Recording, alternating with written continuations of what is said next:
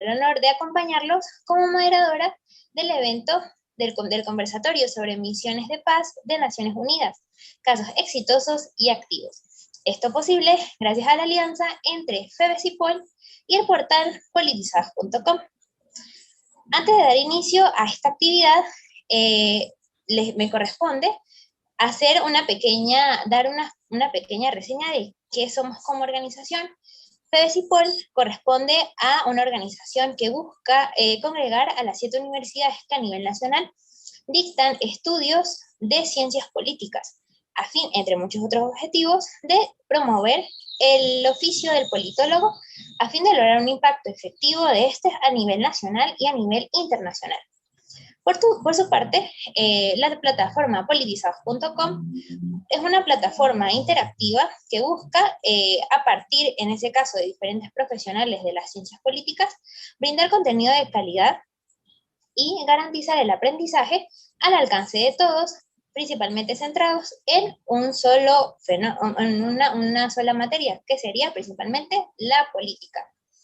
A partir de este evento se tendrá como finalidad reflexionar, cuestionarnos y llegar a conclusiones sobre cuál es el verdadero impacto de las medidas como lo son las misiones de paz de Naciones Unidas y ver si en realidad pues estas son capaces de garantizar un contexto internacional más equilibrado, tanto en ese caso en el mediano plazo como a largo plazo. Por su parte, también los invito a seguirnos a través de nuestras redes sociales. Por su parte, FEBESIPOL, @FEBESIPOL en Instagram y en YouTube, y por parte de Politizados, @politizados_com en Instagram y @politizados.com a través de YouTube. Okay. Ahora les explicaré un poco cuál va a ser la dinámica de este conversatorio. En un primer momento, pues, les puedo decir que trataremos cuatro casos en total. Todos estos casos de misiones de paz ya culminadas. Estos serán en una primera presentación Costa de Marfil y Timor Oriental, y en una segunda presentación Haití y Afganistán. Ok, la primera presentación estará a cargo del bachiller Tomás Gilarte, y la segunda presentación estará a cargo del bachiller Paulo Sosa. Es por esta razón que me corresponde dar una pequeña introducción sobre exactamente qué son las misiones de paz. Las misiones de paz son simplemente herramientas que se ven en ese caso materializadas a partir del despliegue de fuerzas militares y policiales en los diferentes contextos de conflicto que pueden desarrollarse dentro del contexto internacional, buscando en ese caso una transmisión efectiva entre estos contextos de conflicto y un contexto de paz sostenida a largo plazo. Estos son regidos a través de dictámenes del Consejo de Seguridad y financiados por la Asamblea General. Busca principalmente la resolución pacífica de conflictos, la garantía del ejercicio de los derechos humanos, velar por la ejecución de procesos electorales y garantizar el Estado de Derecho. A partir de estas ponencias, ¿qué se busca? A partir de estas ponencias, en realidad, buscamos dar respuestas a las siguientes interrogantes. ¿Cómo se puede conocer la efectividad a mediano y largo plazo de las misiones de paz, una vez estas son culminadas en los diferentes territorios? ¿Realmente contribuyen estas misiones de paz a la reestructuración de los estados afectados en un primer momento? ¿Corresponden los resultados obtenidos a la cantidad de recursos que año a año se destinan a dar inicio a estas misiones de paz o a dar continuidad a estas? Y finalmente, si el despliegue de estas misiones de paz en realidad pues contribuye o influye de alguna manera a la configuración del contexto de las relaciones internacionales. Es de esta manera que finalmente damos una muy calurosa bienvenida al bachiller Tomás Gilarte. Voy a proceder a leer rápidamente su reseña curricular. Tomás Gilarte, él es estudiante de pregrado de la Escuela de Ciencias Políticas de la Universidad de los Andes. Él es articulista de actualidad en el portal politizados.com. Fue becario del programa de formación Sistemas Electorales y Construcción Democrática. y finalmente se destacó como panelista del tercer Encuentro Nacional de Estudiantes de Ciencias Políticas dentro del Comité de Gobernabilidad. El título de su ponencia será entonces La esencia y las características del mantenimiento de la paz, variables objetivas y subjetivas para su eficacia en Costa de Marfil y Timor Oriental. Bienvenido, Tomás. Muchas gracias, María. Perfecto. Bueno, buenas tardes, primero que todo. Otra vez, muchas gracias, María, por la presentación. Es de verdad un privilegio completamente estar aquí con ustedes y compartir en este espacio para dejar la ciencia política en Venezuela en el lugar en donde se merece. Y bueno, sin más preámbulo, podemos comenzar. Voy a proceder a compartir pantalla y veremos las diapositivas de mi presentación. Procedo entonces a compartir pantalla. ¿Pueden ver mi pantalla, muchachos? Sí. Ok, perfecto. Comenzamos. Fíjense, ¿cómo se titula mi intervención? En este caso, estamos hablando de la esencia y las características del mantenimiento de la paz. Y van a ser detalladas con esto, digamos, variables objetivas y subjetivas para su eficacia en los casos de Costa de Marfil y Timor Oriental. Bien, muy atentos a la dinámica en la que se va a desarrollar este, digamos, este pequeño espacio, ya que voy a remitir a los participantes a vernos en nuestras redes sociales y así consultar alguna que otra característica, algún que otro aspecto de alguno de los temas que vamos a continuación detallar. Entonces, podemos seguir adelante. Comenzamos. Fíjense, cabe primero preguntarse cuál es la esencia y objeto de una misión para el mantenimiento de la paz. Para esto, bueno, respondemos, digamos, con una definición dogmática de lo que vendrían siendo las mismas. A ver, conocidas con mayor detalle, las misiones de mantenimiento de la paz son herramientas para sustentar la paz en naciones que han experimentado previamente el conflicto. Esto es lo que nos dice la Organización de las Naciones Unidas, textualmente.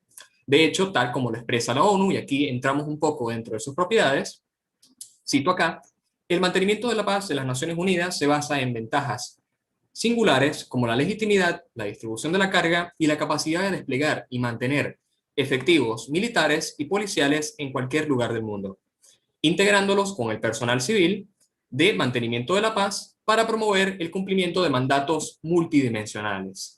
Perfecto, hasta allí estamos bien y con la definición mínima que nos había dado María José. Aquí es cuando entra, digamos, en calor, en protagonismo, Fedecipol, ya que en nuestra cuenta, en @Fedecipol, fue publicada una pequeña infografía en donde se explican más a fondo estos detalles de definición mínima de las misiones para el mantenimiento de la paz. Seguimos adelante.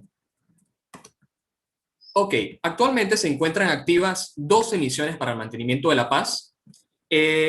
Podemos pasar a enumerarlas. Desde izquierda a derecha tenemos acá a MIC en Kosovo, a MINURSO en Sahara Occidental, a UNFICYP en Chipre, a MINUSMA en Malí, a MINUSCA en República Centroafricana, a MONUSCO en la República Democrática del Congo, a UNSO en Israel y en Palestina, UNIFIL en el Líbano, UNDOF en Siria e Israel, UNISFA en Palestina y Sudán del Sur, UNMIS en Sudán del Sur y por último tenemos a UNMOHIP en India y Pakistán. Perfectamente. Nosotros vamos a tratar en este caso 4 casos de estudios que han figurado en la escena internacional anteriormente. Ya son casos finalizados casi todos. 3 de ellos son finalizados, uno de ellos todavía sigue activo. Pero aún, digamos, en esta primera sesión de hoy, no vamos a tocar ninguno de estos 12 casos que están activos en la actualidad. Seguimos adelante y encontramos esta lámina, bueno, en la que intentamos definir cuáles son los principios de las misiones, disculpen, para el mantenimiento de la paz. Pues bueno, primero tenemos el consentimiento de las partes, luego la imparcialidad y luego el no uso de la fuerza, ese principio, ¿no? El consentimiento de las partes consiste básicamente en que todas las parcialidades, tanto civiles, económicas y políticas, tengan un consenso para lograr fines últimos, como evidentemente son la paz, como evidentemente es la estabilidad económica y la gobernanza democrática en este tipo de países intervenidos. Tenemos la imparcialidad, que es muy tajante, es muy, digamos, definida.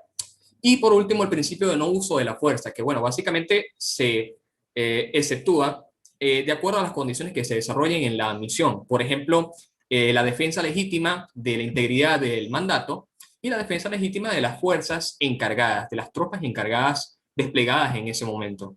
Seguimos adelante y nos encontramos con una pequeña reseña de los objetivos de una misión para el mantenimiento de la paz. Ok, ¿cuáles son los objetivos esperados de una misión para el mantenimiento de la paz? Pues bueno, es fundamental que las operaciones, primero, realicen un despliegue para prevenir el surgimiento de un conflicto o su propagación a través de distintas fronteras. Segundo, disculpen, que estabilicen las situaciones de conflicto tras un alto al fuego para crear unas condiciones en las que todas las partes puedan lograr un acuerdo de paz duradero. 3. Que presten asistencia para la aplicación de acuerdos de paz generales. Y 4. Que guíen a los estados o territorios a través de una transición que los conduzca a un gobierno estable que se base en principios democráticos, en una buena gobernanza y en un desarrollo económico. ¿Qué podemos destacar nosotros de acá? Bueno, primero que todo, tenemos que tiene que prevenirse el surgimiento de un conflicto tanto interna como externamente, es decir, se vela por la integridad tanto del territorio por dentro como por la integridad de la región en general en donde se encuentra inmerso, imbricado este territorio intervenido. Seguimos adelante entonces. Esto es muy rápido, ¿bien? Tenemos adelante, bueno, el fundamento jurídico del mantenimiento de la paz y es el último detalle que vamos a, digamos, precisar de acuerdo a esta especie de introducción, en esta especie de capítulo número 1, ¿bien? Fíjense, la Carta de las Naciones Unidas concede al Consejo de Seguridad la máxima responsabilidad en el mantenimiento de la paz y la seguridad internacionales, como bien dice la presente diapositiva. A continuación vemos los capítulos, o apartados, mejor dicho, en los cuales se detalla, digamos, o se norma, mejor dicho, las actividades referentes al mantenimiento de la paz. Primero tenemos el arreglo pacífico de controversias. Luego tenemos el capítulo 7, que sería aquel referido a la acción en caso de amenazas a la paz, quebrantamientos de la paz o actos de agresión. Este principalmente es al cual apela el Consejo de Seguridad para, digamos, tener envergadura jurídica al momento de intervenir, al momento de ejecutar, planificar y, digamos, evaluar las misiones de paz. Y por último tenemos el capítulo 8, que es aquel de nombre Acuerdos Regionales, el cual estipula la participación de organismos y entidades regionales en el mantenimiento de la paz y la seguridad internacionales, como bien decía la lámina. Fíjense, no solamente quiénes participan, porque evidentemente esto es una amalgama de, digamos, actores regionales, internacionales, sino que también se estipula, se tiene que normar el tipo de participación, cuáles son los criterios de participación de dichas unidades, de dichos entes, ¿ok? Precisamente esto lo detallamos porque, bueno, ONU Mujeres, el PNUD, el Consejo de Seguridad, la Asamblea General, etcétera, un conjunto de entes tienen cabida, tienen protagonismo en este tipo de procesos y por eso han de ser normados. Terminamos entonces con el capítulo 1, por así decirlo, de esta investigación y pasamos a dar un breve marco conceptual. Aproximamos a nuestro objeto de estudio, que serían prácticamente los estados fallidos. Fíjense, para esta investigación se tomó en cuenta el artículo de Ruiz, llamado de los estados fallidos, un pequeño compendio, una pequeña reseña en donde él detalla a través de criterios cualitativos y criterios jurídicos cómo una nación puede considerarse como un estado fallido.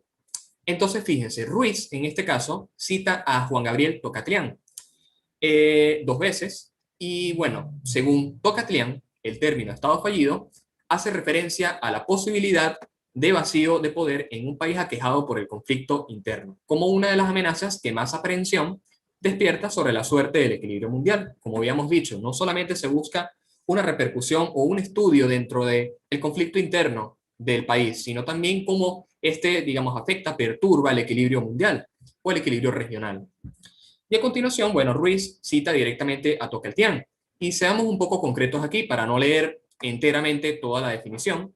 Y vamos a lo que más nos interesa. Estos estados fallidos no tienen poder negociador económico y tampoco son soberanos, digamos, de su propio poder. Es decir, son soberanos en lo formal, disculpen, pero son tributarios a su misma vez de un poder superior. Es decir, hay estados paralelos, hay instituciones, no instituciones, digamos, instancias ilegítimas que tienen también el poder, digamos, en sus manos. Y el Estado no tiene, digamos, la capacidad, la autoría de dirimir o de, digamos, controlar este tipo de entes, este tipo de agentes. Seguimos adelante entonces. La investigación de Ruiz tiene dentro de sí ciertos indicadores para identificar a los estados fallidos. En este caso son los cualitativos. Esto según la revista Fund for Peace. A ver, muchos de estos indicadores, cabe destacar, y es muy delicado este tema, son completamente cualitativos. Es decir, pueden ser, digamos, manipulables por la propia intención económica o política del investigador, de aquel que esté indagando sobre el tema, pero al mismo tiempo pueden ser, digamos, soportadas a través de influjos, a través de datos cuantitativos. ¿A qué nos referimos con esto? Ya vamos a verlo más adelante. Primero tenemos como indicador número uno al incremento de presiones demográficas. Esto evidentemente se puede, digamos, justificar a través de indicadores cuantitativos, como por ejemplo la mortalidad, la morbilidad, la distribución espacial de la población. Podemos ver también problemas de migración, problemas de inmigración, entre otros fenómenos, ¿no? Vemos acá el indicador número 2, que sería el movimiento masivo de los refugiados o internamente de los desplazados. Es un índice, es un indicador que puede ser mesurado a través de números. Tenemos, como indicador 3, el legado de venganza de grupos sublevados, es decir, como se ha mencionado anteriormente, hay grupos paralelos al Estado que son evidentemente rebeldes a este mismo y constituyen ese tipo de grupos sublevados a la autoridad del Estado, del gobierno y cualquier instancia, digamos, institucional. 4, tenemos la huida o salida del país crónica y continua. 5, tenemos el desarrollo económico desigual a lo largo de las líneas de grupo. Es decir, que no solamente entre la sociedad civil existe desigualdad económica, sino que también dentro de la esfera política, la esfera económica, hay desigualdad, hay desproporción. Tenemos también, bueno, declinación económica aguda y o severa. Tenemos criminalización y o deslegitimación del Estado. Tenemos el deterioro progresivo de los servicios públicos, la suspensión o uso arbitrario del Estado de Derecho y la violación de los derechos humanos, que el aparato de seguridad funcione como un Estado dentro de un Estado, el aumento de las élites fraccionadas y por último, como indicador 12, tenemos la intervención de otros estados o agentes políticos externos. Ojo al dato, y es que, al menos al criterio del presente investigador que les habla en este momento, ya de por sí, para que un estado sea fallido, se necesitan los primeros 11 indicadores. Y de allí, precisamente, viene la necesidad de entablar una intervención de otros estados y de otros agentes políticos. Pero bueno, aún así, estos dos indicadores son completamente válidos para identificar a los estados que vamos a estudiar. Ahora bien, seguimos adelante y vemos los estados fallidos intervenidos. Y aquí, este sería como el capítulo número 3 de la investigación, en donde vamos a establecer la metodología de la misma. A ver, vamos a estudiar 4 casos en particular. Paulo Sosa va a estudiar los casos de Afganistán y Haití, de los cuales solamente Afganistán está activo como misión de paz. Y mi persona va a hablar de Costa de Marfil y Timor Oriental, misiones que ya están completamente finalizadas. A ver, ¿qué vamos a hacer con cada uno de estos casos? Bueno, aquí vamos a resumirlo, pues primero se dilucidarán las causas a través de las cuales los estados fueron intervenidos. Muy tajante, muy simple. 2. Se someterá a comparación el objeto de dichas medidas con sus resultados, tomando en cuenta el trasfondo histórico, económico o político que haya influido en cada caso. Luego se esbozarán conclusiones acerca de las siguientes cuestiones. ¿Qué tan eficaces fueron las misiones de paz de la ONU? ¿Y qué factores afectan dicha eficacia? Y por último, a partir de estos resultados se darán recomendaciones para un íntegro y efectivo proceso. Ok, pasamos entonces a los casos concretos. Me disculpan un momento, voy a hidratarme. Perfecto, seguimos. Tenemos el caso número 1, a Costa de Marfil. Fíjense, Costa de Marfil es un país muy interesante. Se puede decir que, bueno, es un país de aproximadamente 27.5 millones de habitantes y su presidente actual es Alassane Ouattara, desde el año 2011. ¿Qué podemos decir de este país? Bueno, que primero fue una colonia francesa hasta 1960. Su primer presidente fue Félix Houphouët-Boigny, desde 1960 hasta su muerte en 1993. Y a partir de la muerte de Boigny, digamos, comienza a resquebrajarse la estabilidad política del Estado marfileño. y marca, por así decirlo, un hito para los investigadores y también a criterio de nosotros, ya que en 1999 es derrocado entonces el presidente Henri Bédier, el que asumió después de la muerte de Houphouët-Boigny en el 93, por un golpe de Estado liderado por el general Robert Wade. En el año 2000 son celebradas elecciones, las cuales fueron manipuladas a través del cambio legal del Código Electoral por el mismo Robert Wade, quien se declaró ganador de las mismas elecciones. Esto evidentemente generó muchísima polémica. ¿Por qué? Porque el cambio legal fue el siguiente. Fíjense, hubo un principio jurídico que figuró en la doctrina marfileña, disculpen, que fue el de la iborité, la marfilidad, el cual, digamos, fue muy excluyente de manera jurídica, económica, civil, política también, ya que establecía que solamente los marfileños que eran nacidos en Costa de Marfil, evidentemente, con padres marfileños y abuelos marfileños, podían acceder a todas las garantías, como ya habíamos dicho, civiles, económicas, políticas, que otro marfileño común, ¿verdad? Entonces, precisamente era ese elemento excluyente el cual generó descontento, y sobre todo por el candidato que fue excluido, que fue Laurent Gbagbo, en esas elecciones del año 2000. Al final, Laurent Gbagbo, en otras elecciones que fueron llevadas a cabo en ese mismo año, se proclama presidente de la República. Y aún así, digamos, esto generó descontento dentro de la cúpula militar. Ven que hay muchísima inestabilidad. Dentro de la cúpula militar hubo descontento porque precisamente Robert Wade era el líder de esta cúpula, que había efectuado el golpe de Estado. Entonces, digamos, eso desencadenó otros hechos como los siguientes que vamos a ver a continuación. Fíjense, en 2002 es efectuado un golpe de Estado que generó una guerra civil. Laurent Gbagbo, bueno, precisamente fue intentado derrocarlo a través de un golpe fallido, evidentemente. La cúpula militar, descontenta, se armó en rebelión al gobierno y tomó el control del norte del país. Es decir, bueno, la nación se escindió, se dividió. Al sur estaban los adeptos y los ciudadanos que estaban simplemente de acuerdo con la presidencia de Laurent Gbagbo, y en la zona norte, evidentemente, estaba la cúpula militar asentada con un control, digamos, incluso administrativo, como un estado casi dentro de un propio estado, y bueno, ejercía allí su poderío, digamos, a sus anchas. Por ende, bueno, como se menciona, bueno, se estableció en la parte norte un entramado administrativo como un estado propiamente dicho. Las fuerzas que protagonizaron esta cúpula militar descontenta fueron las fuerzas nuevas, las Forces Nouvelles, en aquel entonces. Entonces, a partir de ese momento, entre 2003 y 2002, comienza la intervención en Costa de Marfil. Fíjense, los primeros en intervenir fueron la Comunidad Económica de Estado de África Occidental, CEDEAO, y la Unión Africana, en aras de generar un diálogo entre estas dos partes divididas del país y el cese del fuego entre los rebeldes y el gobierno.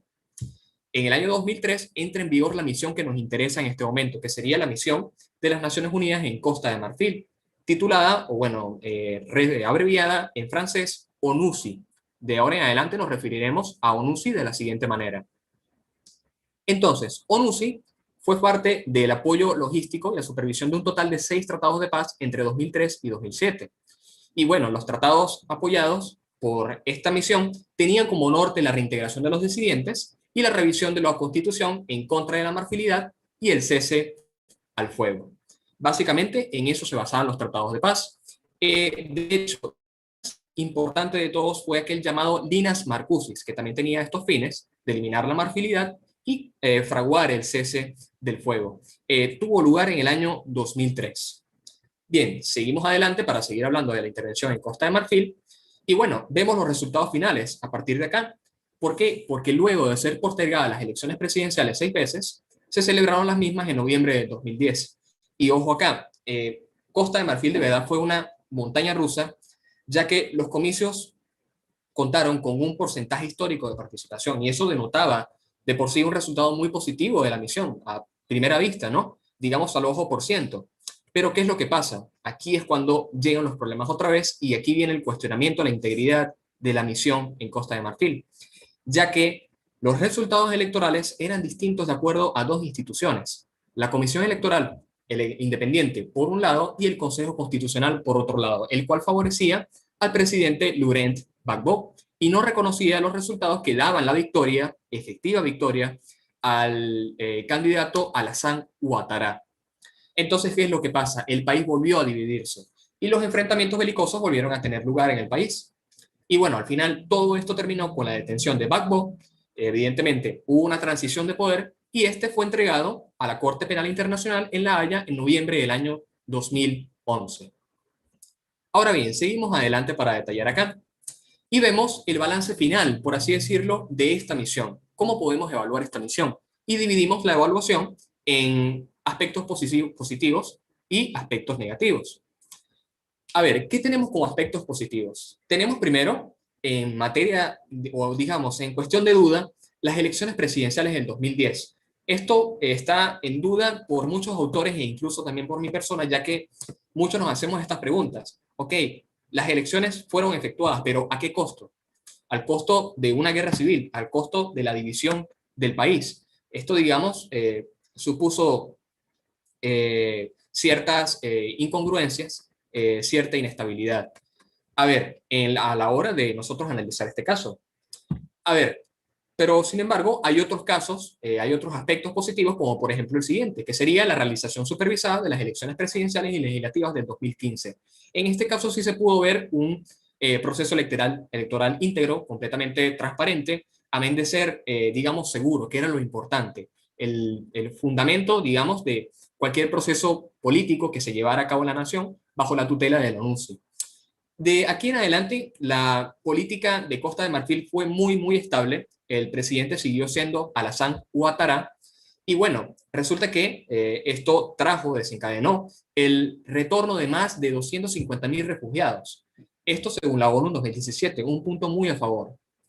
Bueno, también se dio el desarme de los rebeldes y su reintegración a la sociedad posteriormente.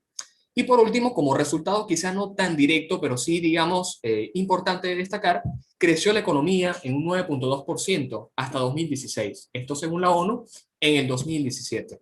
Es importante mencionar esto ya que cuando vemos situaciones de paz en un país, vemos estabilidad económica. ¿Por qué? Porque el factor riesgo de inversión externa baja y evidentemente la economía puede florecer, la economía puede diversificarse. Ahora bien, tenemos los aspectos negativos del rendimiento de la misión, que serían los siguientes. Bueno, a criterio del presente investigador, tenemos a estos dos aspectos. Fíjense, el retardo en el consenso político previo a las elecciones presidenciales del 2010 es un elemento muy importante a considerar, ya que ¿cuál era el objetivo? Bueno, el consenso, pero no hubo consenso. Los militares que estaban, digamos, opuestos a Gbagbo ante las elecciones y que provocaban la división del país, no querían otorgar el poder que tenían en el norte del país, pero al mismo tiempo querían que se efectuaran elecciones. O sea, era una cosa, disculpen el término vulgar que voy a emplear, pero era como de no usar ni prestar la batea, no lavar ni prestar la batea. Era un dilema, digamos, complicado en aquel entonces. Entonces se puede considerar como un aspecto negativo. Y tenemos la crisis política posterior a las elecciones presidenciales del 2010. Esto es todo lo que podemos decir en cuanto a aspectos negativos, pero tampoco es para menos. Una crisis, digamos, una división de un país a través de unas elecciones, digamos que es un elemento importante, de mucho peso. Bien, terminamos entonces con Costa de Marfil. Los invito a revisar nuestras redes sociales en @fedecipol, ya que tenemos una pequeña reseña, una infografía, reseña, en donde se definen más detalles a profundidad de la misión en Costa de Marfil. Procedo, disculpen otra vez, a hidratarme.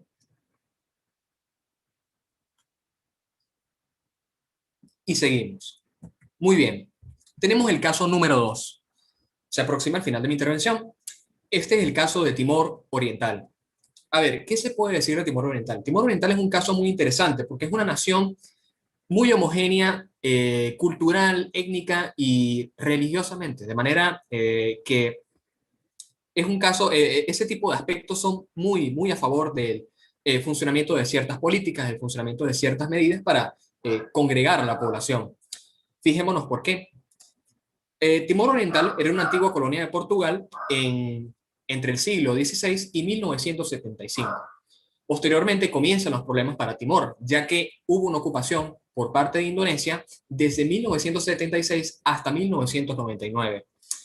A ver, ocupó Timor Oriental y lo anexó como una provincia para sí mismo, evidentemente hasta 1999, cuando se realizó un referéndum para preguntar, para consultar a la población si Timor Oriental, primero, estaba, digamos, preparado para ser un Estado autónomo, y segundo, si de verdad había voluntad, tanto social como política, para poder llegar a estas instancias, para llegar a esa categoría.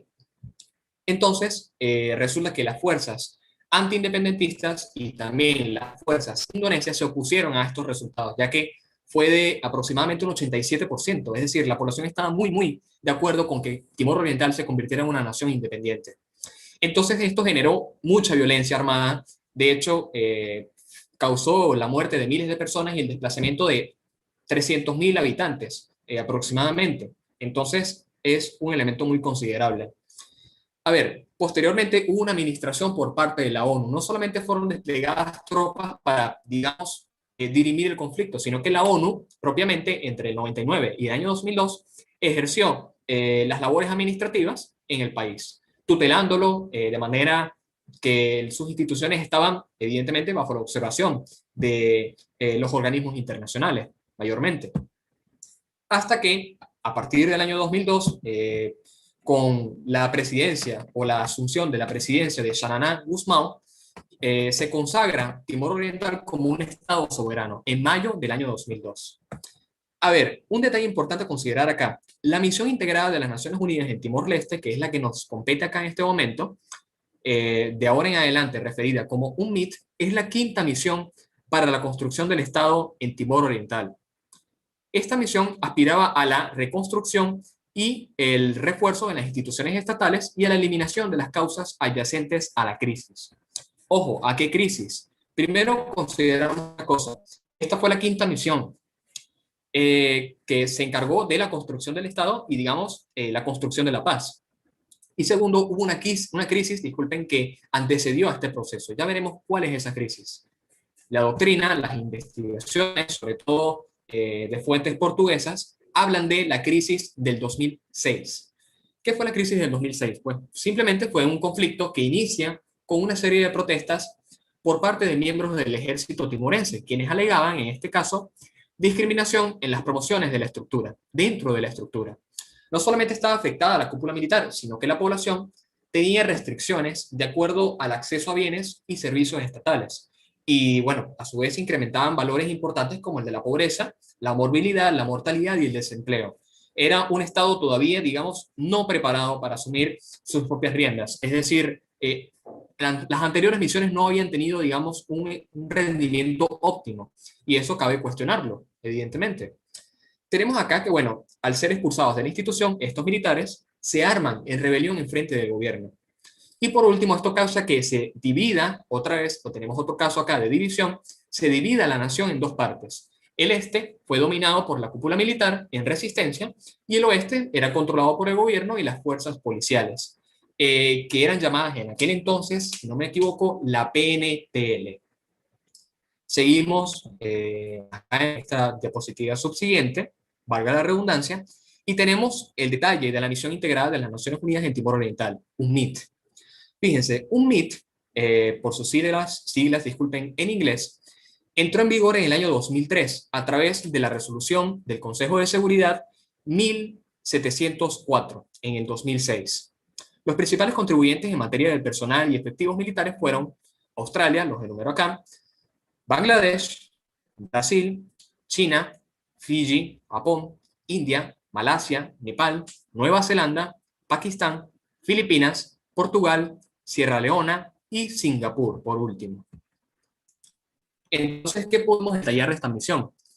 A ver, mientras que las misiones anteriores priorizaron solamente la construcción institucional, UNMIT combinó dicha aproximación con la de la construcción de la paz. Hubo una dualidad en cuanto a la ocupación de las Naciones Unidas en este caso. UNMIT logró restablecer el orden mediante la asunción de tareas policiales a pesar de la volatilidad de la situación de la seguridad, posibilitando la celebración pacífica de las elecciones presidenciales y parlamentarias del 2007, elemento muy a favor. Hasta que no finalizó el proceso, en marzo del 2011, el de la misión, la PNPL no asumió sus funciones por sí sola, es decir, hubo una tutela constante de las fuerzas de seguridad de las Naciones Unidas por sobre la PNTL mencionada. Bueno, a su vez fueron puestas en marcha investigaciones y enjuiciamientos de delitos relacionados con la crisis de 2006, y para ello se contrató personal judicial internacional. Y asimismo se capacitó en materia de derechos humanos a las instituciones del Estado, a las organizaciones de la sociedad civil y a las ONG. Ahora bien, esto para cerrar mi intervención. Vamos a tener acá el balance final de la UMIT y vemos, como ya había mencionado, los aspectos positivos y los aspectos negativos. ¿Qué podemos tener como aspectos positivos? Pues primero, que hubo un aumento progresivo de la cantidad y calidad del personal de capacitación de los recursos humanos relativo al funcionamiento institucional. Esto según Moreno en el año 2014, investigación empleada en este momento. Hubo un plan de financiamiento a largo plazo, a diferencia de las misiones anteriores. Esto facilitó muchísimo más el proceso, ya que en, digamos, misiones anteriores, el ingreso, el financiamiento, decrecía a medida de que pasaban los años o los meses, en este caso lo que duraba la misión, ya que se confiaba en que Timor tenía la autonomía suficiente para poder desempeñarse como Estado. No obstante, fíjense, un MIT se mantuvo constante, se mantuvo con un financiamiento en su vida por un largo plazo, sostenible. Hubo una logística más compleja y hubo la intervención de estados vecinos como Australia, lo cual facilitó también la operación. Otro dato a favor fue la celebración pacífica de las elecciones presidenciales y parlamentarias de 2007 y 2012, y asimismo se realizaron reformas administrativas que fusionaron los ministerios de Defensa e Interior para coordinar el sector de la seguridad y evitar que actuaran aisladamente. A ver, esto es muy importante ya que, digamos, se busca más que todo la sinergia institucional en este tipo de misiones. Y por último, tenemos los aspectos negativos del rendimiento de la misión. Aquí viene el gran cuestionamiento que tiene la doctrina actual respecto a la misión en Timor Oriental, y es la siguiente: la baja autonomía que podría debilitar a largo plazo las instituciones políticas y económicas del país. A ver, no solamente para Moreno en el 2014, incluso también para el criterio del presente que le está hablando en este momento, Timor Oriental puede desarrollar, digamos, una dependencia a la intervención institucional, por parte de organismos ajenos, organismos externos, lo cual, digamos, puede ser un poco peligroso, puede ser refractario al desarrollo de la misma nación como Estado soberano que es. Pero bueno, es una nación aún en constante evaluación, es muy nueva, del año 2002, y se puede considerar, a fin de cuentas, que esta fue una operación exitosa, pero ojo, muy importante tenerla en consideración y en supervisión. Muchísimas gracias a todos, esta fue mi intervención.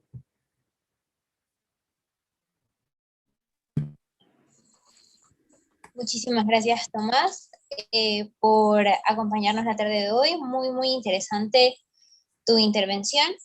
Ahora, pues, bueno, una vez más, para dar continuidad a la siguiente ponencia, les recordamos que por favor se suscriban a nuestro canal, que le den like al video y que activen las notificaciones para mucho más contenido. Nos pueden encontrar a través de redes sociales, en el caso de FEBECIPOL, @FEBECIPOL, en Instagram, YouTube, Facebook y Twitter, y en el caso de Politizados, en Instagram, politizados.com, y en YouTube, politizados.com. Por otra parte, también les recordamos que en los mensajes, en el chat de este video, pueden encontrar el formulario de confirmación de participación del día de hoy, de la ponencia del día de hoy. Y esto pues es muy importante, ya que les permitirá optar por el certificado. Muchas gracias de nuevo, Tomás. Y bueno, para dar continuidad entonces a esta ponencia, procederé a darle la bienvenida a nuestro siguiente ponente, el bachiller Paulo Sosa, que nos está acompañando el día de hoy. Leeré rápidamente su reseña curricular. Él es estudiante de pregrado de la Escuela de Ciencias Políticas de la Universidad de los Andes. Se desempeñó como delegado de la Universidad de los Andes ante la FEBECIPOL 2018-2020. Es ex colaborador de la agencia Politics en el área de política latinoamericana. Es articulista de actualidad en politizados.com y es el actual editor de la sección de cultura y opinión de la revista Gaceta Tropical. Él abordará dos casos de estudio, Haití y Afganistán, a partir de la ponencia titulada Expectativas versus Realidad, Misiones de Paz en Haití y Afganistán. Bienvenido, Pablo. Muchas gracias, María José. ¿Me escuchan? Sí, perfectamente. Vale. Bueno, muchas gracias por la invitación a Politizados, a la FECIPOL, a Tomás, que fue quien primero me invitó a esto, y un saludo a Florentino Pérez por la Superliga. No, mentira. Voy a proceder a compartir la pantalla. ¿La observan?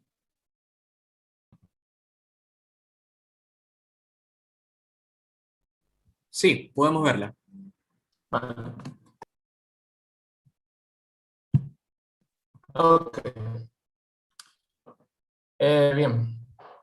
En este caso yo decidí hablar al respecto de las expectativas versus realidad, porque bueno, una de mis áreas que me gusta estudiar, en este caso, son la medición de las políticas públicas, de la toma de decisiones, y en este caso, bueno, he tomado dos medidores, la expectativa y la realidad, ¿no? Eh, Abro con una frase que se me ocurrió hoy en la mañana, que dice: para la imaginación y la lógica en política solo hay un paso frente al abismo de la realidad. Y bueno, vemos este meme de los Simpsons en el que imagina un mundo sin abogados, imagina un mundo donde no todo estaba, un mundo en la política donde no todo está basado en imaginar, en creer que todo funciona de manera lógica, que todo va a ocurrir de paso a paso, ¿no?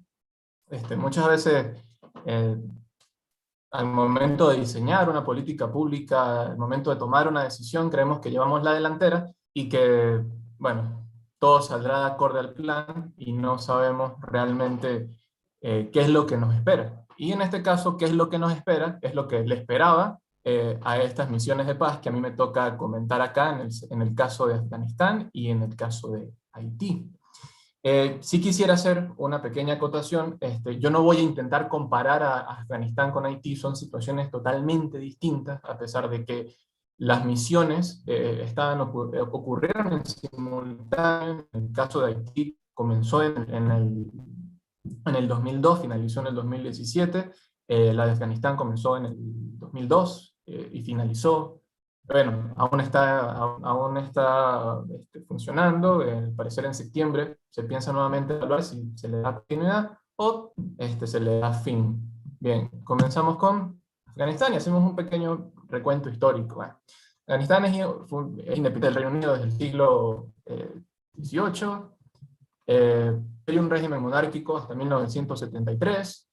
Producto de esto, bueno, luego pasaron a ser una república desde 1973 al 78. En este momento, bueno, llega al poder un régimen comunista apoyado por la URSS, lo que quiere decir que Afganistán fue una especie de satélite de la URSS. Se lleva a cabo una guerra en Afganistán, del 78 al 92, y bueno, en el 96 los talibanes instauran el Emirato Islámico de Afganistán, que tendría su fin en el año 2001, tras la invasión de Estados Unidos y Reino Unido, producto de los atentados del 9 de septiembre. Y en efecto esto conllevó a la salida del poder de los talibanes. En consecuencia, lo que ocurrió es que se apostó por un gobierno transicional que evidentemente estaba apoyado por las potencias que habían invadido, que habían intervenido en Afganistán, y se lleva a cabo surge la necesidad, perdón, de un acuerdo político, de un gran acuerdo para armar un gobierno, para nuevamente rediseñar el Estado, su entramado jurídico, político, todo esto, ¿no? Y bueno, sucede el acuerdo de Bonn en Alemania, el cual fue auspiciado por la ONU, Estados Unidos y los demás miembros de la OTAN que intervinieron en este momento en Afganistán. Como les dije, fue un acuerdo político entre diferentes líderes afganos con el fin de establecer un nuevo orden jurídico y político, formación de un gobierno. La mayor parte de los líderes que formaron parte de este acuerdo eran de la Liga Norte. Como les dije, era un grupo apoyado por las potencias occidentales, y evidentemente ganas la guerra, te montas en el poder, no le vas a dar espacio a los perdedores. Eso es algo lógico. No quiero decir aquí que estoy defendiendo a los que perdieron, realmente no. Sino nos basamos en ver cómo funciona la realidad. La etnia mayoritaria, en este sentido que eran los pastunes, que apoyan al talibán, el movimiento talibán, pues quedaron excluidos. O realmente no excluidos del todo, sino que en la repartición de poder fue minoritaria. Esto lo pueden consultar en un pequeño paper que escribió una politólogo noruega, se llama Irland Hebert, en el que ya habla al respecto de la misión de paz en Afganistán. Allí se encuentra la fuente consultada, ¿no? Y bueno, empezamos a hablar sobre Humana. Se crea con el fin de establecer un proceso de paz en el país. La misma fue solicitada por el gobierno afgano, formado tras el acuerdo de Bonn, como les conté, y aprobado por el Consejo de Seguridad, como es la ley. El tipo de misión en este sentido fue de observación convencional. ¿Qué quiere decir una misión de observación convencional? Bueno, es una misión que está compuesta por civiles, que no están armados, que se encargan en este sentido, es de monitorear de que los acuerdos, de que se vele por la protección de los derechos humanos, de que si va a ocurrir un proceso de justicia transicional, se dé. Y bueno, como menciono ahí en la diapositiva, les me debe encargarse de observar que el acuerdo va a ser cumplir y recaudar fondos en simultáneo. Hay algo que sucede con esta misión, y es que cuando el gobierno afgano, en transición, la solicita, la pide en el sentido de que sea observador simplemente del proceso político. O sea, es el hecho de que, como les dije, si se lleva a cabo todo este acuerdo de Bonn. No en un sentido desarrollista como ocurre con las demás misiones que se encargan de financiar políticas sociales, programas de alimentación, etcétera, todo esto.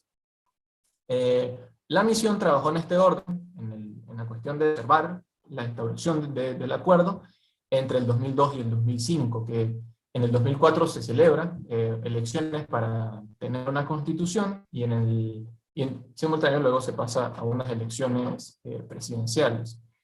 Sin embargo, el rol de la misión fue menor, ya que potencias extranjeras se encargaron de financiar y asistir en la creación y asistencias de los principales órganos de justicia y seguridad del nuevo Estado. Yo les comentaba hace un momento que la misión tenía que encargarse de recaudar fondos. Bueno, los países que intervinieron buscaron el dinero. Alemania en este sentido tuvo la responsabilidad de la reforma de la policía, Italia del sistema de justicia, el Reino Unido de la creación de una agencia antinarcóticos, Japón llevó a cabo un proceso de desarme, y Estados Unidos se encargó de garantizar la seguridad dentro del territorio afgano. Hay algo que menciona la autora del paper que yo utilicé para esta parte, es que el proceso presentó desbalances dentro del manejo del presupuesto. Desbalance, o sea, en la cantidad de recursos usados por las potencias que se involucraron allí. Por ejemplo, Estados Unidos gastó nada más en un año, entre 2004 y 2005, solo por entrenar a la Armada afgana, 1.740 millones de dólares. Mientras que Alemania, entre 2002 y 2006, utilizó 86 millones de dólares en la reforma policial. Evidentemente es muy distinto una armada a la policía, pero dése cuenta la magnitud de recursos que se invirtieron en muy poco tiempo. Bien, cabe destacar que si bien la Humana fue creada para observar el proceso de formación de un nuevo Estado, se ve excluida o exenta de estos procesos. Asimismo, las diferentes agencias que hacían vida en el territorio tampoco estaban coordinadas con la misión para trabajar en conjunto. ¿Qué quiero decir con esto?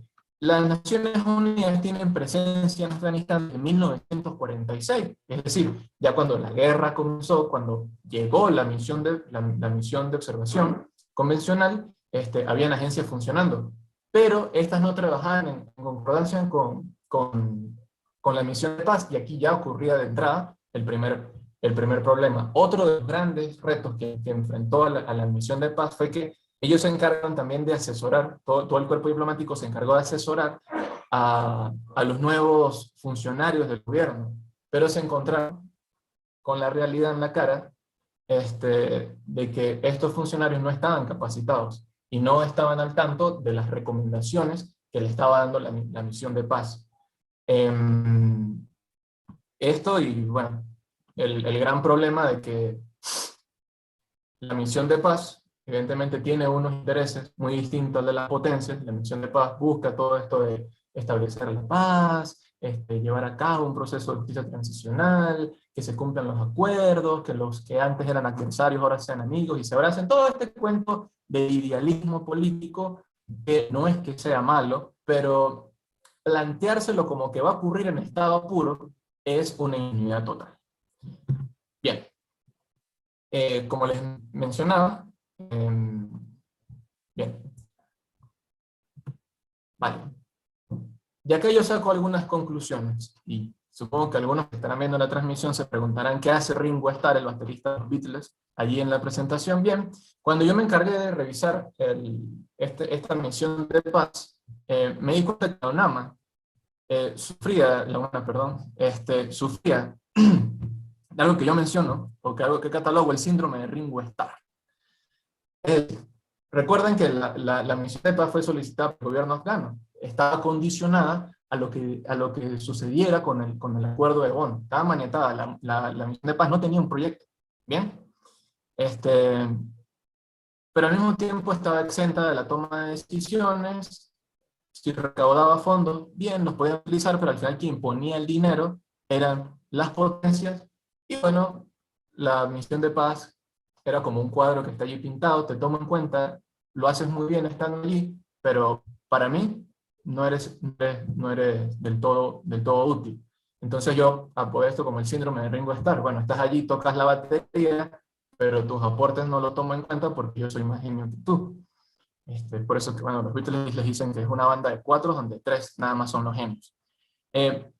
Otra de las cosas que sucedió con la misión de paz es que los objetivos estaban muy poco claros, y es por esta cuestión que les mencionaba, de que la misma misión estaba condicionada al acuerdo. Evidentemente hay un choque de intereses. Estados Unidos tenía, o las potencias que intervinieron tenían otro tipo de interés distinto al de las Naciones Unidas, incluso como les dije, las agencias también tenían otros planes, y bueno, esto conllevaba a una falta de coordinación y a un total, pues, desajuste, a un gran derroche de recursos, y al fracaso de la misión de paz. No quiero decir con esto que todo lo que hizo la misión de paz fracasó, pero es muy gracioso revisar la página oficial de la misión de paz, donde menciona que ellos se encargaron, bueno, de llevar a cabo un proceso de paz, de justicia transicional, de dar apoyo a las mujeres, de proyectos educativos, y estos no eran los objetivos al principio que estaban pensados para la misión de paz, era la creación de un nuevo orden jurídico y político, ¿vale? Entonces es aquí donde entra toda esta cuestión, pues, de que te armas una expectativa, te dan por la cara, pero al mismo tiempo terminas diciendo que tuviste algunos aciertos. Entonces, hay una especie de contradicción que manejó también la misión, y que, bueno, es lo que les digo, conllevó a un fracaso. Bien. Ahora pasemos al caso de Haití, que esta es una de las misiones de paz más polémicas que han habido en los últimos años. Ya vamos a ver por qué. Pero hagamos nuevamente un recuento histórico sobre Haití, sobre quién es Haití. Es independiente del siglo XIX. A lo largo de su historia, Haití ha experimentado una inestabilidad de 3 niveles: en lo social, en lo político, en lo económico. Entonces, durante el siglo XX sufrió intervenciones extranjeras y dictaduras militares. A principios del siglo XX, Woodrow Wilson tuvo que intervenir la isla para disminuir la influencia alemana que estaba sucediendo dentro del territorio haitiano.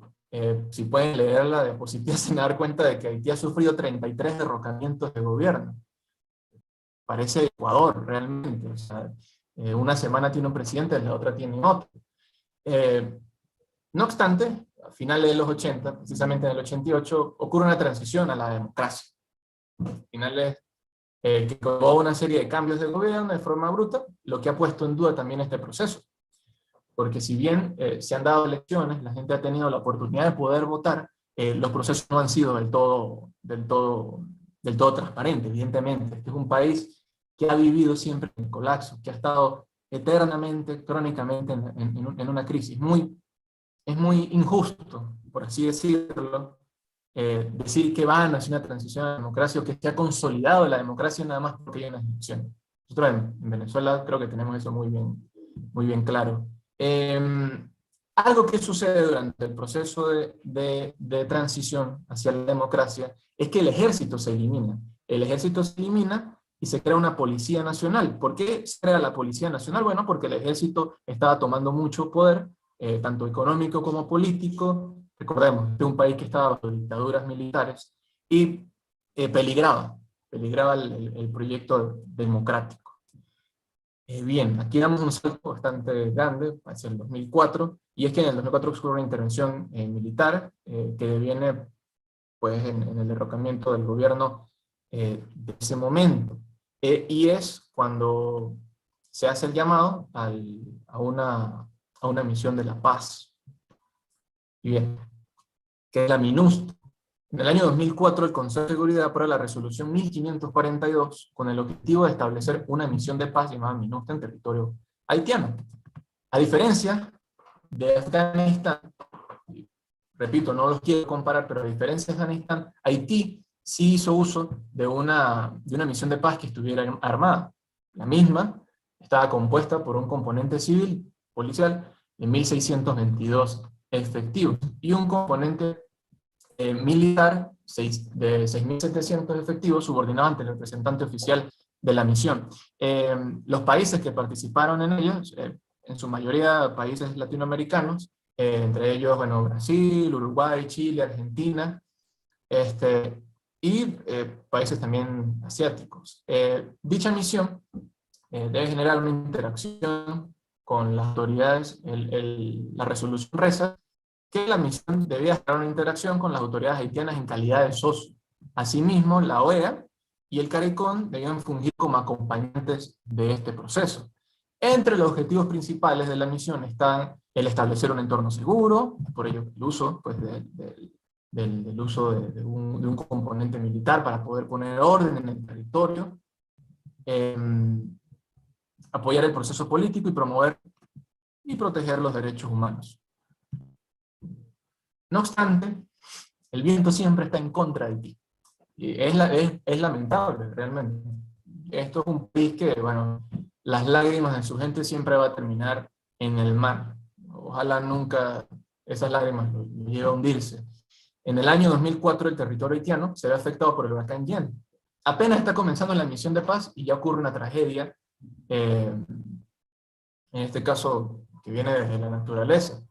Nuevamente aquí volvemos a lo del título, la expectativa y la realidad. Evidentemente, supongo yo, no esperaban que ocurriera una catástrofe natural de esta magnitud, y eso conlleva modificar las operaciones de la misión, porque ahora hay que trabajar también en función de ayudar a la gente que se ha visto afectada por el desastre natural. Nuevamente en 2007, un huracán, Matthew, causa estragos en el territorio. En 2009, mueren 11 cascos azules en una operación de delimitación fronteriza entre Haití y República Dominicana. En 2010 sucede el terremoto que devastó la capital del país. Algunos recordarán haber visto esto en televisión o en los periódicos en aquel momento. Y fallece el jefe de la misión y 33 funcionarios más de la ONU. Ese mismo año, la misión es asistida o es nutrida por otro componente militar. No obstante, estos militares venían enfermos y desató un brote de cólera que se cobró la vida de 9.000 personas. La cifra está entre 8.000 y 9.000 personas. En la página de la acción oficial, la cifra ronda los 9.000. En este artículo que aparece en la revista Nueva Sociedad, Haití sin la ONU, balance y perspectiva de más de una década de la MINUSTAH, se menciona que son 8.000, quién sabe al final cuántos fueron. Cierto es que es como, bueno, MINUSTAH, ¿me vas a ayudar o me vas a, o me vas a matar? En 2012, y aquí es cuando comienza la gran polémica de la misión de paz, salen a flote denuncias contra militares de la misión por abuso sexual a menores de edad. En 2013, 4 soldados uruguayos son acusados de haber violado a un joven haitiano. Aquí me detengo un poco porque En este caso, Uruguay sí se encargó de sancionar a los militares involucrados en esto, pero lo lamentable de ello fue las declaraciones de los soldados, que dijeron que había sido un juego. Entonces, ¿en quién confiar, no? Uno siendo haitiano, ¿en quién confío? No confío en la élite corrupta de mi país, y quien me viene a ayudar tampoco puedo confiar en él porque abusa de nosotros, se aprovecha de nosotros. Eh, Bien, en 2017 se da por finalizada la misión y comienza una nueva etapa de acompañamiento al gobierno haitiano. Aquí no quiere decir que la misión se fue del todo. La cuestión fue que quedó un componente civil, ya no armado, evidentemente, que se va a encargar de velar por todo el proceso político que ocurra, el proceso político, económico y social que ocurra en Haití. Ya queda a manos de las autoridades haitianas pues, corresponder a ello. Ahora bien, aquí yo titulo esto Haití, gracias MINUSTAH. Y hay que, digamos, cuestionar un poco el rol acá de las Naciones Unidas, porque realmente la cura fue casi igual a la enfermedad. Acá se buscaba ayudar a las personas y al final se terminaron cometiendo abusos, una gran cantidad de violaciones de derechos humanos por quienes dicen que los van a proteger. Por otra parte, bueno, el factor del clima, esto es algo que evidentemente no está dentro de los cálculos, y bueno, Haití bajo sus propias riendas. Ahora bien, yo quisiera hablar un poco sobre estos dos casos que me llevan a mí un poco a una conclusión que quizás es un poco apresurada, quizás un poco, no sé si decir violenta, quizás un poco tosca, y es el hecho de que las misiones de paz, en cierto sentido, no ayudan del todo, al menos en estados como este, en estados que están tan devastados por la guerra, por la conflictividad, porque al final los gobiernos solicitan este tipo de ayudas, gobiernos corruptos evidentemente, oligarquías domésticas, sean de izquierda o sean de derecha, para el mero hecho de aprovecharse de los recursos que puedan traer estas misiones de paz, de los recursos que puedan movilizar potencias extranjeras, que puedan movilizar la ONU. Nada más fíjense la cantidad de dinero invertido en Afganistán, y por ejemplo, en Haití al parecer la misión costaba al año alrededor de 687 millones de dólares. Eso es una cantidad enorme de dinero, y desde el 2004 al 2017 todo ese dinero invertido, ¿en dónde está? Haití es uno de los países más corruptos, más pobres del mundo. Y es bastante lamentable. Entonces, no quiero decir que este sea un mecanismo que no funcione del todo, pero en estos casos debe ser mejor pensado, o debe cuestionarse un poco más quién es el que lo está pidiendo, porque se va a llegar a estos resultados. Imagínense que el gobierno de Venezuela, por ejemplo, solicite una misión de paz, porque ha perdido el control, bueno, ha perdido el control del territorio, y entra una gran cantidad de recursos del país. Esos recursos no van a llegar evidentemente a la población. ¿Quién gobierna Venezuela? Es una estructura gangsteril y corrupta. Esos recursos no van a llegar a la población. Entonces, es parte del cuestionamiento que yo hago, porque también caer en este idealismo de, ay, las misiones de paz son el amor, la protección de los derechos humanos, es caer en ese juego que se queda más en palabras que en hechos. Y fíjense, estos dos países llevan 2 siglos en una gran conflictividad. Y van a continuar allí, y van a continuar allí porque ni a corto, ni mediano, ni largo plazo ven una solución. La semana pasada, mientras yo me estaba investigando para esto, el primer ministro de Haití, por ejemplo, renunció.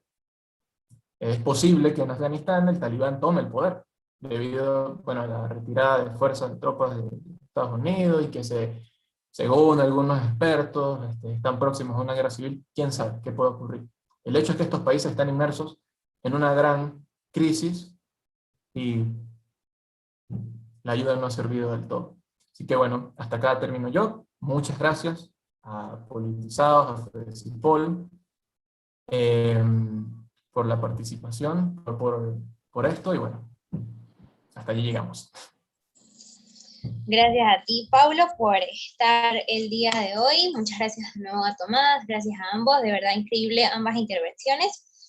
Así que chicos, desde ya, los que nos están escuchando, recuerden que pueden hacernos preguntas, los pueden dejar a través de los comentarios en YouTube y con muchísimo gusto se lo haremos a nuestros ponentes. Mientras ustedes hacen eso, yo voy a ir leyendo pues algunos mensajes que nos están enviando.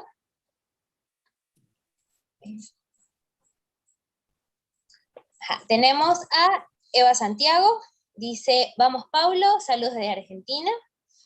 Tenemos a Winnie Sait, dice, Paulo, qué orgullo. Tenemos a Gustavo Love, muchas gracias Tomás. Tenemos a Carlos Rodríguez diciendo saludos desde Mérida, Venezuela, escuchando atentamente. Tenemos a, nuevamente, Winnie Sait, saludos desde Caracas. Tenemos también a Norma Noemí Bogado, saludos desde Argentina. Tenemos a Gonzalo Carzola, que nos visita desde la Universidad de Carabobo, estudiante de Ciencias Políticas. Tenemos a Alejandra Melgar, saludos desde El Salvador, excelente. Rafael García, buenas tardes, Rafael García, por aquí estudiante de Ciencias Políticas de la UCB y comunicador social de la Universidad Monte Ávila. Muchas gracias a todos los que nos escriben, esperamos sus preguntas. Mientras tanto, bueno, les recordamos, no se olviden de llenar el formulario que está en un mensaje fijo en el chat de esta transmisión. Es necesario que lo llenen a fin de tener el certificado que va a salir de este conversatorio. Por otra parte, no se olviden de suscribirse a nuestras redes sociales, en el caso de FBCIPOL, @FBCIPOL, en Instagram y YouTube. Suscriban a nuestro canal para mucho más contenido. Y por parte de Politizados, en Instagram, @politizadospiso.com y @politizados.com en YouTube. Esperamos por sus preguntas.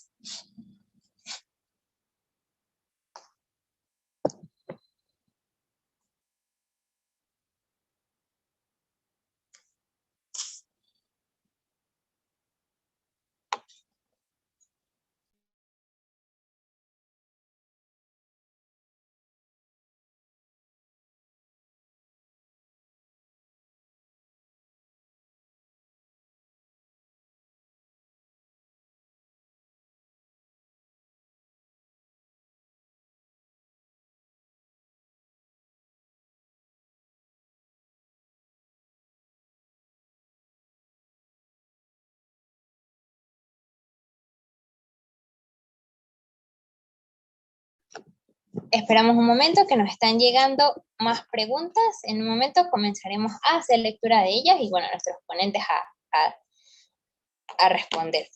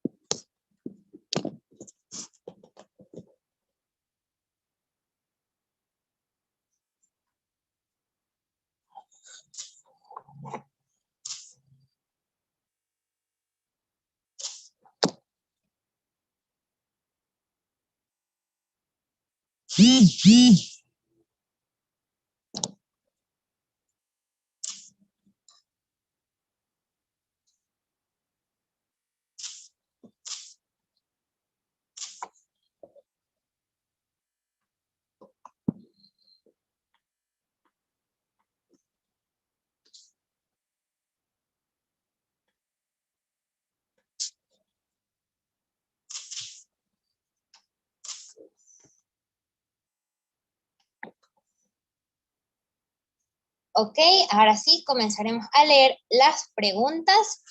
Tenemos a Gustavo Love, dice, mi pregunta para Tomás. ¿Timor Oriental es una democracia frágil? Es decir, ¿puede caer nuevamente en un estado fallido?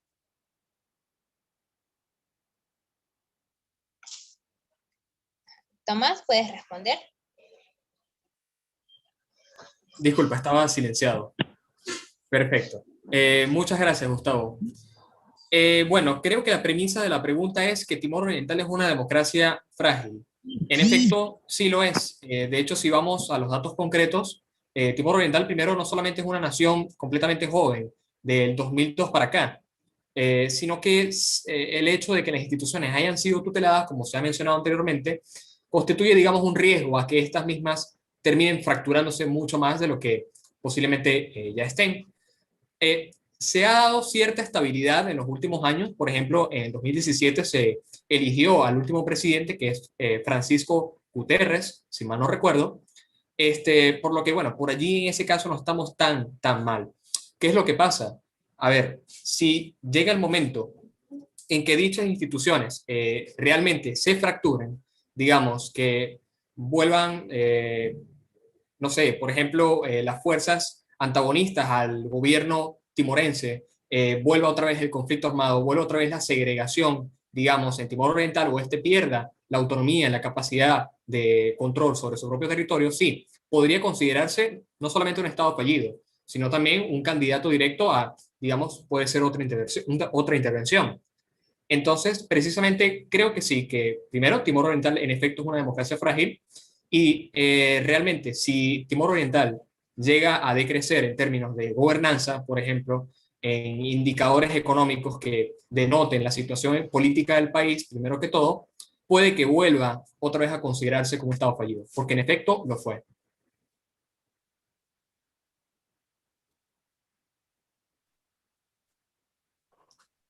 El micrófono, Majo. Gracias Tomás por tu intervención. Aquí están llegando otras preguntas. A ver. Ajá. Pregunta para Paulo. ¿Qué opinión personal tiene sobre una misión de paz en Venezuela? ¿Qué resultado cree que podría dar? Bien, bueno, creo que lo mencioné un poco en mi intervención. No es que no sea necesaria, evidentemente lo es, pero el problema de las misiones de paz en países como Venezuela, donde una élite es la que controla todo, que ha dejado que se pierda el control del territorio, que no ofrece servicios públicos a los ciudadanos, que no vela por los derechos de ellos tampoco, es el hecho de que, bien, quien tiene la potestad de pedir esta misión de paz es quien gobierna Venezuela, quien tiene representación en las Naciones Unidas. Y lo que terminó ocurriendo es que es otro derroche de recursos. O sea, podría ser que durara mucho tiempo asistiendo personas, etcétera, pero el país realmente cambiaría. El país cambia cuando saquen del poder realmente a quienes lo tienen oprimido. Entonces, ese es el resultado. Realmente sería un derroche de recursos y una gran pérdida de tiempo para las personas que habitan el país.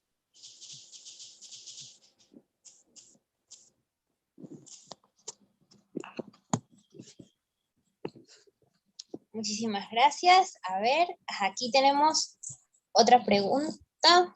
A ver. Isaac Díaz, para los ponentes. ¿Qué hace falta para ayudar a construir la paz en Afganistán y Haití?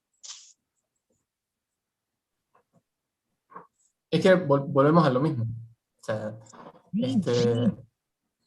y no es tanto en Haití, sino en esta serie de estados donde existe esta situación de que hay estados fallidos, de que hay gobiernos corruptos, de que hay enfrentamientos de los civiles, de los civiles con el ejército.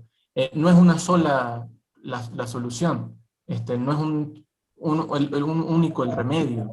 Deben ser repensadas o reformadas también la manera en que son solicitadas las misiones de paz. Como digo, no tiene ningún sentido que las soliciten gobiernos corruptos, gobiernos criminales, que al final se terminan aprovechando de esto. Entonces, eh, pasa por quizás más integración, pasa quizás por un mayor cuestionamiento de las fuerzas internas y de realmente saber en quién hay que confiar para dar recursos, en quién hay que confiar para ofrecer ayuda a las personas. Creo que pasaría por allí. No sé qué opina Tomás. Bueno, precisamente a ello quisiera acotar precisamente lo que has señalado anteriormente respecto a la integridad de la integración. Quizás puede sonar redundante, ¿no? Pero la integridad y la integración de las instituciones que tienen supervisión de este tipo de misiones, evidentemente. Los casos de corrupción, los casos de abusos, evidentemente son refractarios a un rendimiento óptimo de la misión, de cualquier misión que se realice. No solamente los receptores han de reformular, como dices, sus propios, digamos, principios, sino también, evidentemente, los organismos internacionales que miran, que evalúan, que actúan directamente. Esa es mi opinión. Excelente. Ok, vamos a leer rapidito otra pregunta.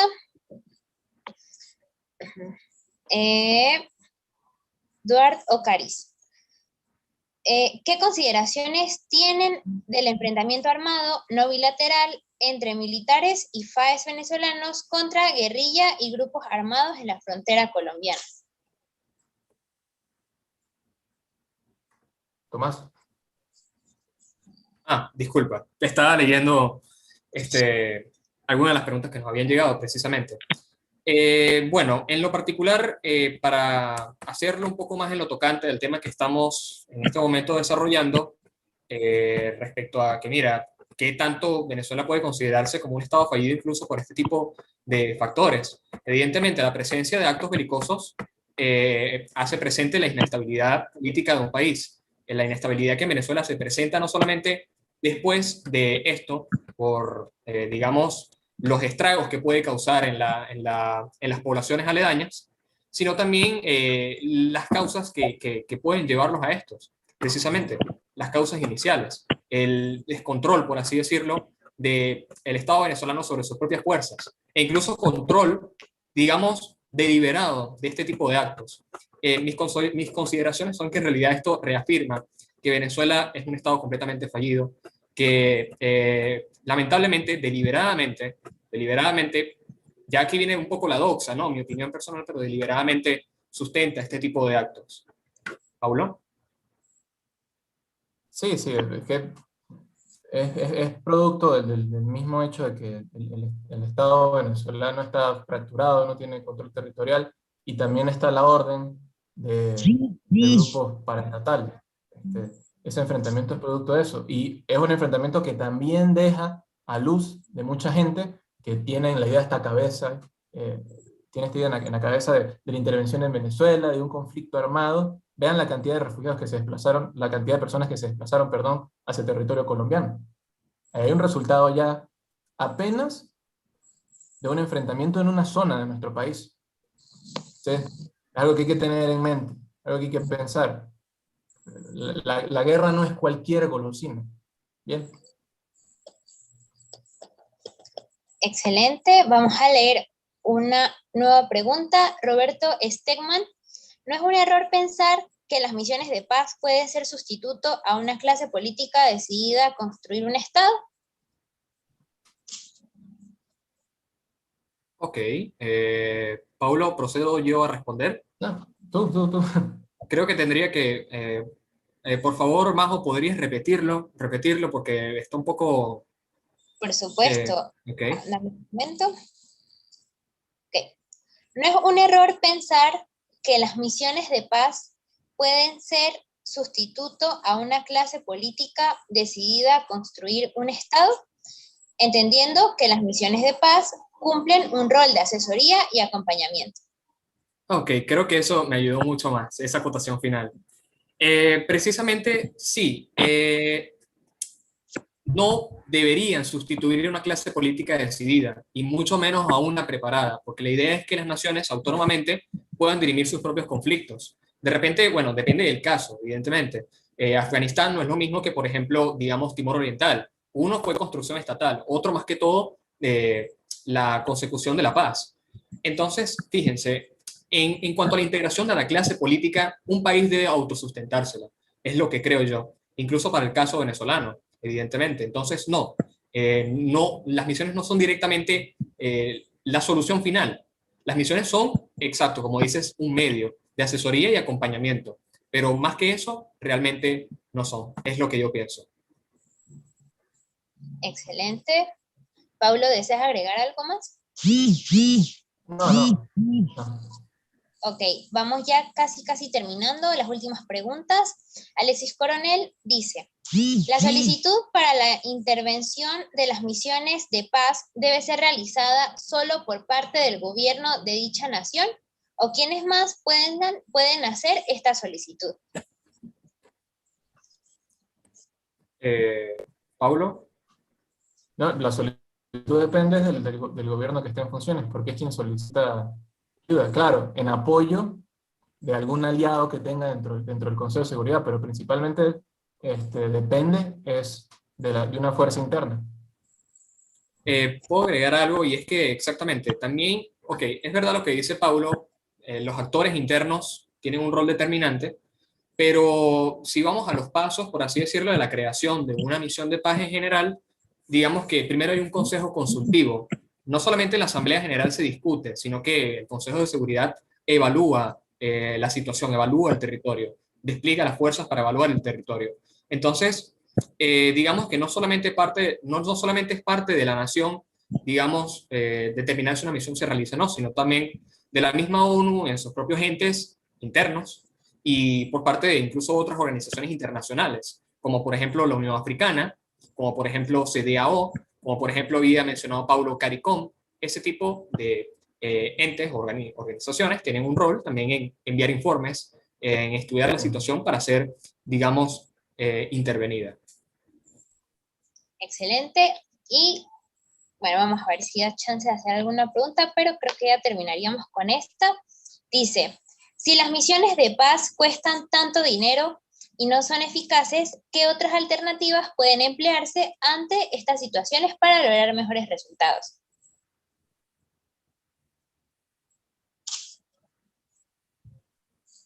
Tomás, si quieres responder tú y luego cierro yo.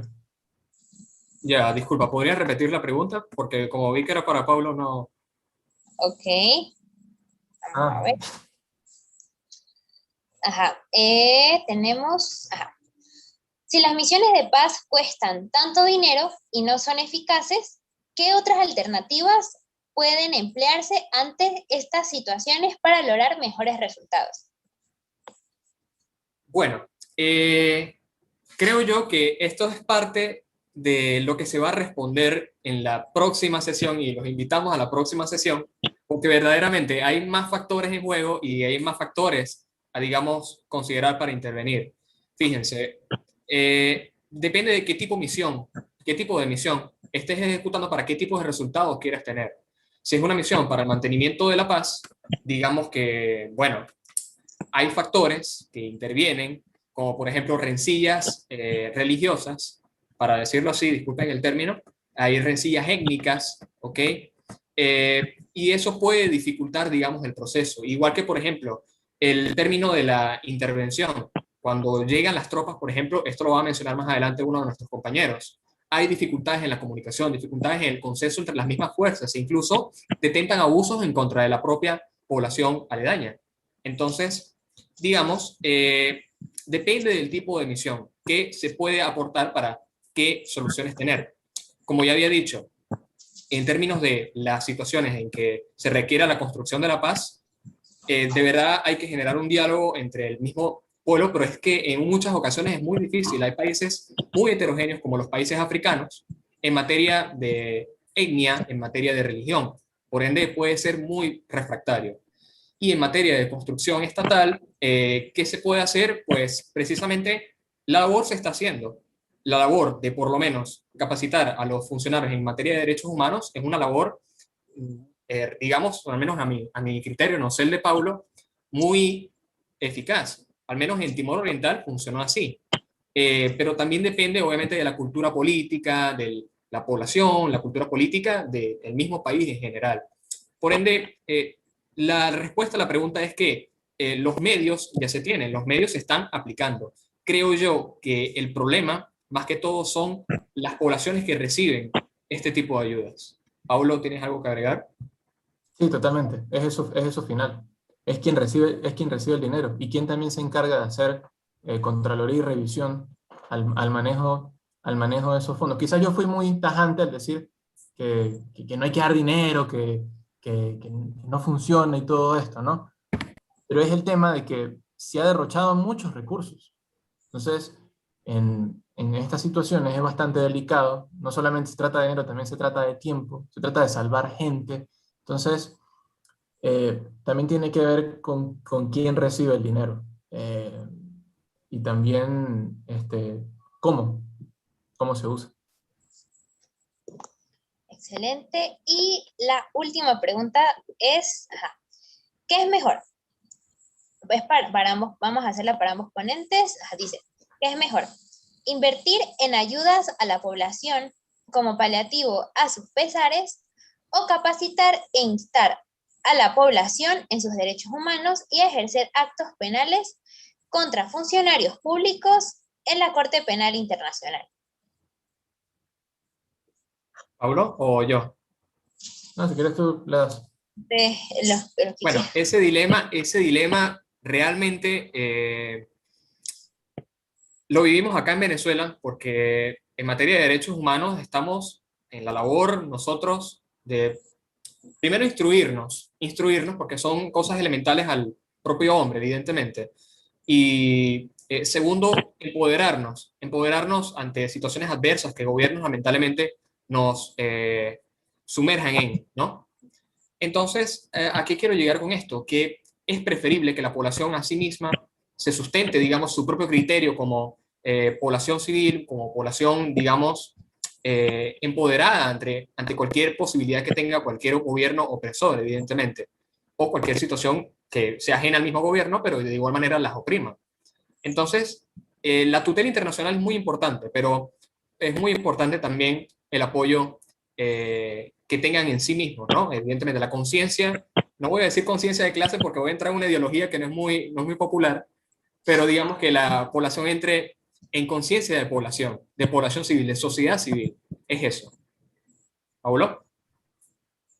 Bueno, yo apuesto por el trabajo de campo con la gente, con capacitar a las personas, porque justamente llevar a estos maleantes, a estos corruptos, ante tribunales internacionales, forma parte de un trabajo de monitoreo, forma parte de documentar información, es un trabajo muy largo y para poder hacer eso tienes que contar con un recurso humano capacitado. Por ende, está muy claro, primero tienes que capacitar gente, tienes que hacer trabajo de campo, juro. Bueno, con eso terminamos el día de hoy. Muchas gracias a todos los que nos acompañaron hoy. Muchas gracias a nuestros excelentes ponentes. Les recordamos nuevamente que nos pueden seguir a través de nuestras redes sociales, @febesipol, en Instagram y en YouTube. Y en el caso de Politizados, Instagram politizados.com y YouTube politizados.com. Nuevamente, pueden, por favor, llenen el formulario para poder acceder al certificado. Y bueno, nos vemos mañana a las 6 de la tarde. Bonita noche a todos. Bonita noche.